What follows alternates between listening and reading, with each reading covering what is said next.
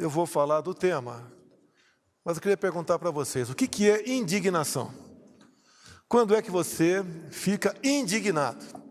Quando você vê um brutal ato de injustiça. E não interessa contra quem seja esse ato de injustiça, nós temos que nos indignar. Nós temos que demonstrar o nosso sentimento. Nós temos que tentar mostrar que o outro lado está errado. Bem, tem um jurista aqui na frente, nosso ministro Humberto. Nós somos autoridade para agir em flagrante delito. Não é isso mesmo? Nós podemos deter uma pessoa que tenha cometido um delito grave, de forma flagrante. Eu pergunto, eu poderia aqui agora deter alguém por ter espancado um marciano? Poderia? Acredito que não. Não existe nada aqui na lei que fale, se você espancar marciano, maltratar ou matar, você venha detê-lo. Eu pergunto a vocês, pode alguém ser punido por fake news? Olha, ele está espalhando fake news. E se esse fake news não for fake news, for uma verdade? Pior ainda. Enquanto aqui a gente está num evento voltado para a fraternidade, amizade, amor, compaixão, aqui do outro lado da Praça dos Poderes, uma turma do Supremo Tribunal Federal, por 3-2, mantém a cassação de um deputado acusado em 2018 de espalhar fake news. Esse deputado não espalhou fake news, porque o que ele falou na live, eu também falei para todo mundo, que estava havendo fraude nas eleições de 2018. Ia se apertar o número, quando se apertava o número 1, já aparecia o 13 na tela e concluía a votação. Foram dezenas de vídeos, dezenas de pessoas ligaram para mim ao longo de toda a noite, daquela primeira votação, do primeiro turno de 2018. Isso é uma verdade. E esse deputado foi cassado. Primeiro ele foi absolvido por 7-0 no TRE do Paraná. Depois, por 6-1, foi condenado no Tribunal Superior Eleitoral, cujo objetivo era criar jurisprudência para perseguir os outros, que porventura não gostassem do seu comportamento. Deputados que estão aqui, que porventura estejam nos ouvindo, vai chegar a sua hora, se você não se indignar. Não existe tipificação penal para fake news. Se for para punir com fake news a derrubada de páginas, feche a imprensa brasileira, que é uma fábrica de fake news, em especial Globo, Folha. Outro caso hipotético. Vamos supor, um caso hipotético, que o João assassinou a esposa Maria. E ele foi condenado. Algum tempo depois, descobriu-se que o João não era casado com a Maria. Eles viviam em união estável. Solte-se o João, volte o processo às origens. Assim foi a absolvição do Lula. Patrocinado por quem? Edson Fachin. Ele que botou o Lula em liberdade. E baseado no quê? No CEP, Código de Endereçamento Postal. Ele não podia ser julgado em Curitiba. Tinha que ser julgado em São Paulo ou Brasília. E anulou-se na época, que já se prescrevia, todas as acusações contra ele. Que Brasil é esse? Que justiça é essa? Me desculpe os demais magistrados aqui presentes. Onde está o nosso TSE quando convida as Forças Armadas, via portaria, assinado pelo ministro Barroso, a participar de uma comissão de transparência eleitoral? As Forças Armadas descobrem centenas de vulnerabilidades, apresentam 9 sugestões.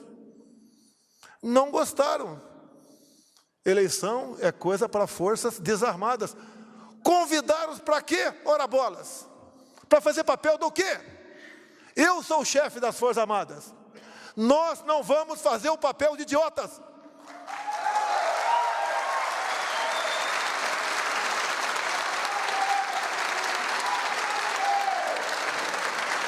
Eu tenho a obrigação de agir. Tenho jogado dentro das 4 linhas. Não acho uma só palavra minha, um só gesto, um só ato, fora da Constituição.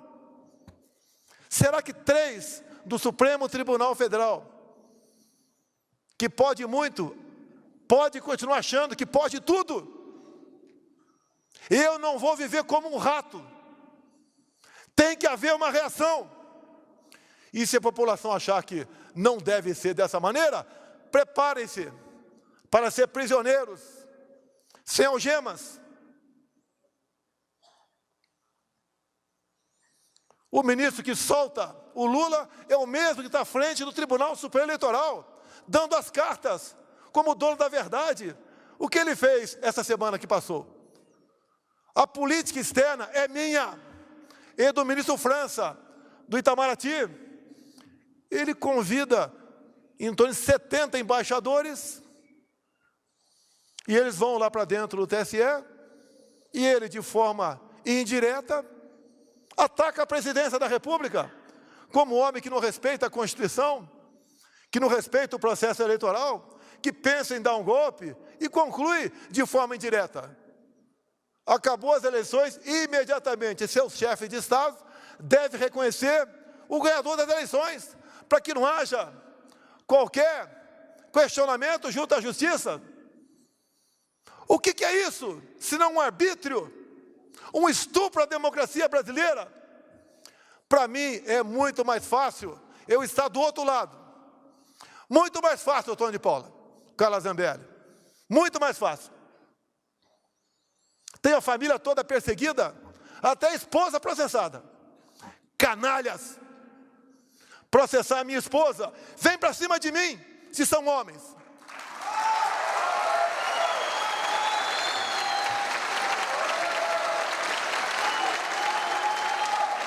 Eu sou suspeito para falar de parentes ao meu lado. A minha esposa, pelo que eu vejo, pelo que eu sei, é uma pessoa discreta, que trabalha pelos menos favorecidos, por pessoas com deficiência, aprendeu Libras, dá exemplo, porque participa ao lado da ministra da Mulher, no Dia das Mães, no horário das 20h30 da noite. Ela é processada. O que querem com isso? Essa questão, julgada agora há pouco por 3-2, o ministro Alexandre de Moraes falou, temos jurisprudência em cima do Francisquini para caçar registros e prender candidatos que, porventura, duvidem do sistema eleitoral. A dúvida, o debate, faz parte da democracia. Onde não há debate, há ditadura. Nós confiamos nas máquinas? Eu confio nas máquinas. Não confio em quem está atrás das máquinas.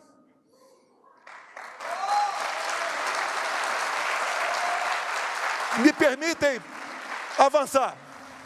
Me permitem avançar. A minha segunda live do ano passado, onde eu peguei um inquérito da Polícia Federal, que foi aberto no início de novembro. Por que foi aberto? Porque um hacker fez uma denúncia. E a ministra Rosa Weber, que não sabia de nada, fez com que a Polícia Federal determinou que instalasse o inquérito. O que eu vou falar aqui está dentro do inquérito, que não tinha qualquer classificação sigilosa até aquele momento. E lá está escrito dentro do inquérito, porque o delegado encarregado do inquérito pediu ao TSE informações. O TSE informou que os hackers ficaram por 8 meses dentro do TSE, com a senha do ministro Banhos. Está escrito isso. E essa imprensa não enxerga isso? Vai falar amanhã que eu estou atacando as urnas eletrônicas? Vocês serão os primeiros a ser perseguidos no futuro. Pode ter certeza disso. Os hackers tiveram 8 meses com a senha do ministro Banhos. Nos primeiros dias, o delegado encarregado do inquérito pediu os logs. 7 meses depois, o TSE informou, está no processo, que os logs foram apagados por uma firma terceirizada que fazia manutenção dos computadores. Os logs são entregues no mesmo dia, no dia seguinte. É como um backup. Por que 7 meses? Ficaram arrumando o que dentro do TSE? Porque só sobra margem para desconfiança. Será que o Datafolha está perfeitamente alinhado com o que está previsto no resultado do TSE? Nós não podemos ver sobre suspeição. Até num casal. Tem que sentar e conversar. Por que os técnicos do TSE não conversam com os técnicos das Forças Armadas que foram convidados a participar do critério? Queriam a participação das Forças Armadas como a moldura de uma fotografia para dar ar de credibilidade. Esqueceram que eu sou o chefe das Forças Armadas. O que queremos no nosso Brasil? Ganhe quem ganhar as eleições. Eu entregue a faixa. Numas eleições limpas, democráticas e auditáveis.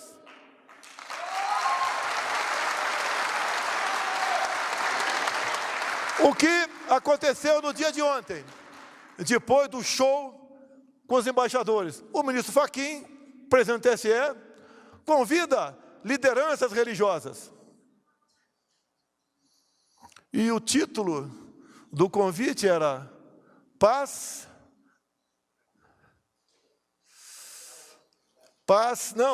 tolerância, paz e tolerância. Olha só, o ministro Fachin fala aqui, paz e tolerância. O que o Fachin fez no ano passado? Tentou de todas as formas no TSE criar uma jurisprudência ao tentar caçar uma vereadora evangélica de Lusiânia, Goiás, que pediu voto numa pequena igreja para meia dúzia de pessoas. Vote em mim. Com essa cena, o ministro Edson Fachin tentou criar a jurisprudência para caçar registro de cristãos, evangélicos e espíritas sobre abuso do poder religioso. Qual é a coerência desse ministro? Um convite falando sobre tolerância, ele sendo um intolerante, com uma pobre de uma coitada de uma vereadora eleita em Lusiânia. Qual a isenção que tem esse ministro para conduzir as eleições? Qual terá Alexandre de Moraes para 40 dias antes assumir aquele posto?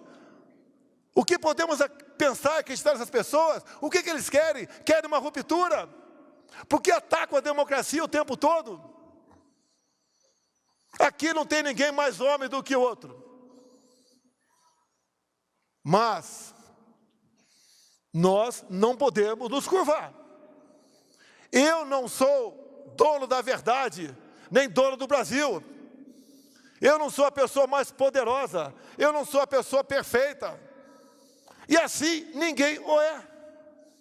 Ou nós nos indignamos, acordamos para o que está acontecendo, ou marcharemos no caminho da Venezuela. O outro lado fala em aborto, isso de forma escancarada.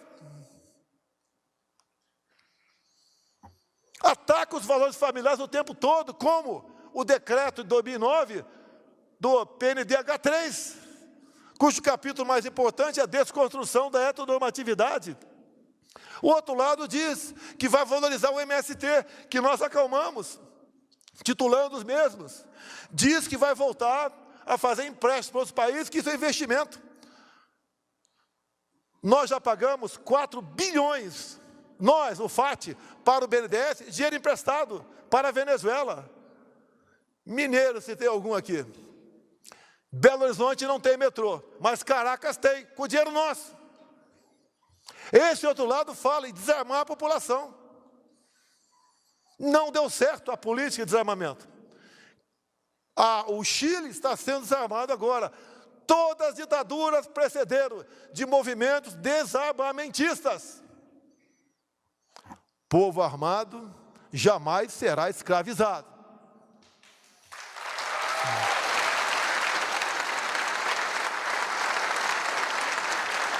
Ninguém desarma o povo americano. Não adianta aparecer por lá alguém com espírito ditador, que não vai dar certo. O Brasil tem que criar esse espírito também. Tenho falado para todos os meus ministros. Em 64 tentaram tomar o poder pelas armas. Agora as armas que usam são as armas da democracia. Eu quero, eu não quero, eu puno, eu caço, eu prendo um deputado por 8 meses. Eu faço com que jornalista seja exilado, outros sejam presos.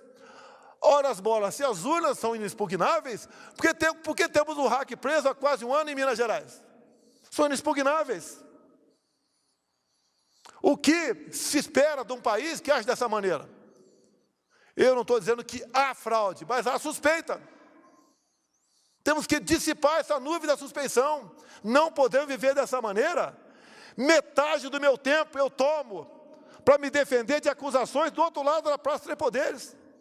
Como agora, uma ministra me dá 10 dias para explicar como anda a população de rua do Brasil. Agora, Alexandre de Moraes, novamente, qual é o teu plano para defender os Yanomamis? Se eu perguntar para ele qual o tamanho da área Yanomami, duvido que saiba. Olha, se foi demarcado, porque não podemos estar lá dentro.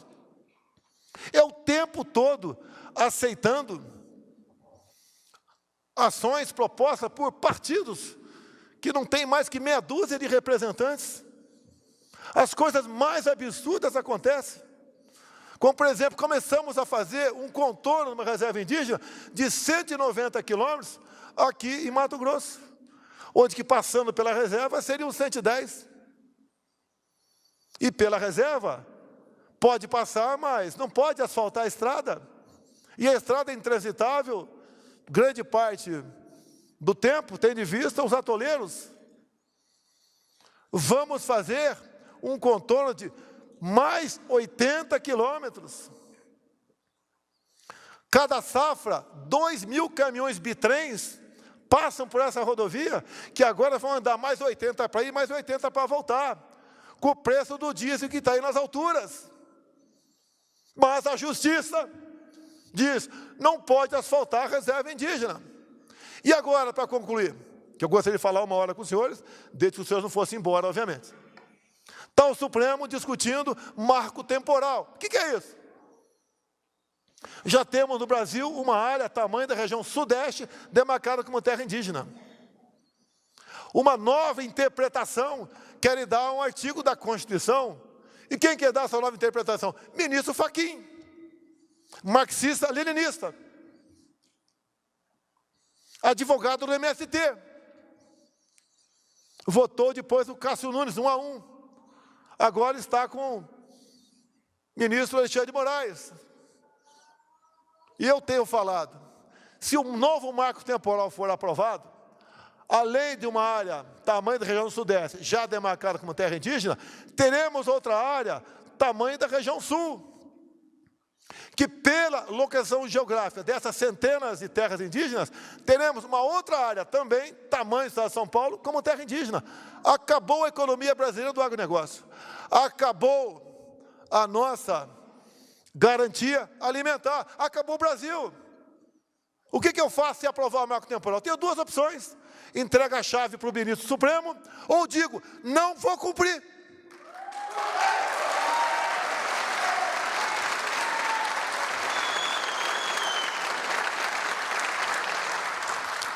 Eu fui do tempo que decisão do Supremo não se discute, se cumpre. Eu fui desse tempo. Não sou mais.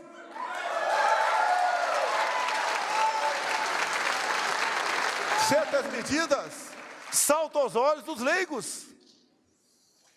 É inacreditável o que fazem. Querem prejudicar a mim e prejudicam o Brasil. Para onde vai a nossa pátria? Como está o Brasil pós-pandemia, e mesmo com essa guerra, estamos bem, levando-se em conta a maioria dos outros países do mundo. Para onde queremos ir? Por que essas decisões não têm um diálogo? Não tem um convite para nada? É só pancada, pancada, pancada o tempo todo. Querem a volta daquele cara que roubou o país, o cara responsável por uma maior ato de corrupção da Via Láctea. Quer isso de volta? já loteou todo o futuro ministério, o outro lado, inclusive as 2 vagas para o Supremo Tribunal Federal. Cristiane, quando se fala em aborto, que nós somos contra, primeiro, eu conheço o parlamento, não vão aprovar uma proposta nesse sentido lá. Se aprovar, tem o poder de veto aqui. Mas quem aprovou o aborto na Colômbia foi a Suprema Corte colombiana. Vocês acham que aquele cara botando o advogado do PT lá, o Zanini, e outro indicado por esse, né, que está fazendo miséria do TSE, vai botar que perfil de gente lá? Não adianta o André Mendonça pedir vistas, que ele é um evangélico. Vão passar o trator em cima dele. O que vão fazer com a nossa pátria? Olha o que está sendo feito via Assembleia Constituinte no Chile. Um país que estava redondinho na economia, que crescia no mínimo 5% próximo disso, todos os anos. Olha para onde foi. E olha que lá o voto é no papel. O outro lado ganhou porque o pessoal, né, resolveu se acomodar. Eu sou isentão, eu sou limpinho, uso talco pom-pom. E não foi votar. Agora estão fazendo um movimento de rua. Fora presidente do Chile. Aí aqui, as andanças minhas pelo Brasil, não é no local onde eu vou, que tem 1.000, 2.000, 5.000, 10.000 pessoas. Que aí pode falar, a gente é simpático a ele. Mesmo sem ter um ônibus parado na periferia, né? Mas ao longo do percurso, como o povo nos trata, a mim e aos meus ministros. O outro lado não consegue sair às ruas. Não sai de casa. Agora diz que está com Covid. 10 dias que não vai, mais 10 dias não vai sair de casa mesmo. Que eleições são essas? Eu sou do tempo que eleições ganhava quem tinha voto nas urnas. Agora parece que é quem tem amigo no TSE. E lá tem uma sala cofre, que ninguém entra. A apuração é um ato público. Qualquer um de vocês tem que entender como são feitas as apurações. Não interessa se conheçam ou não de tecnologia. E como é feito? Ninguém sabe. Pode ser que seja feito corretamente? Pode. Mas não podemos ter a suspeição. Não podemos terminar umas eleições onde um lado não vai se satisfazer com o resultado. E olha que eu sou o chefe do executivo. O que é normal seria o chefe do executivo estar conspirando para permanecer no poder. Jamais farei isso. Entrego para qualquer um a faixa. Mas tem que ganhar no voto. Transparente. Alguns falam, o Bolsonaro está fazendo isso porque está criando um clima que vai perder. Meu Deus do céu, se o Lula tem 45%, vamos dar transparência para ele ganhar no primeiro turno. Isso não é um desabafo, é um alerta à nação brasileira. Podia ter ficado quieto, como quase todos os meus ministros me aconselham. Fique quieto, fique na tua, calma. Olha, o que aconteceu agora, 3-2, o que nós estamos vendo no dia a dia, é para ficar calmo? Vamos esperar acabar o jogo para pedir o VAR? Aqui tem gente que vai votar na esquerda, tenho certeza disso. É um direito teu, parabéns. Mas quem tem que ganhar a eleição é quem tem mais voto. E outra, se houver, se por acaso houver, vai haver só para presidente? Ou não vai haver para outros cargos? Por que o TSE não fala o seguinte: presidente, deixe os técnicos das Forças Armadas vir aqui para dentro do TSE, conversar com o nosso pessoal, debater e fazer com que não tenhamos quaisquer dúvidas no pleito eleitoral? Nada mais justo do que isso. Por que vivemos na incerteza? É um milagre estar aqui. Sobreviver uma facada, um milagre, uma eleição. Quem eu era? Eu não era nada dentro do parlamento.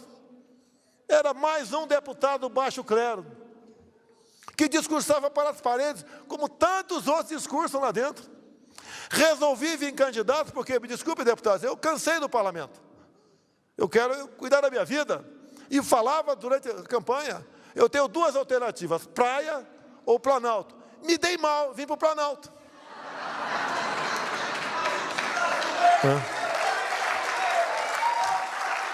Mas eu entendo.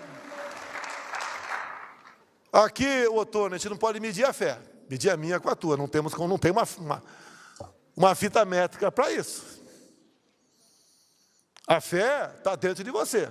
Ou você tem, ou você não tem. Eu aprendi uma coisa ao longo da minha vida. Sou católico, já li a Bíblia toda quando estava na fronteira. Naquele tempo não tinha energia elétrica lá, não tinha celular. Então tinha mais tempo para a família, para ler a Bíblia. E o que eu aprendi, Otônio? O que for possível fazer, que você faça. O que for impossível, bote nas mãos de Deus. Eu entendo que é dessa forma que devemos agir. E concluo mais uma vez. Não sou mais homem que nenhum dos homens que estão aqui. Somos iguais. Quando tiver o ponto final para cada um de nós, o nosso destino é o mesmo. Se ninguém enterrar, o urubu vai comer. Nada temeis, nem mesmo a morte, a não ser a morte eterna. Parabéns a todos da Secretaria pelo brilhante trabalho que fazem. Não queremos que pessoas que estão vivas na memória de nós voltem a ocupar o lugar que já ocupou a Damares, que ocupa atualmente a Cristiane. Muito obrigado a todos vocês.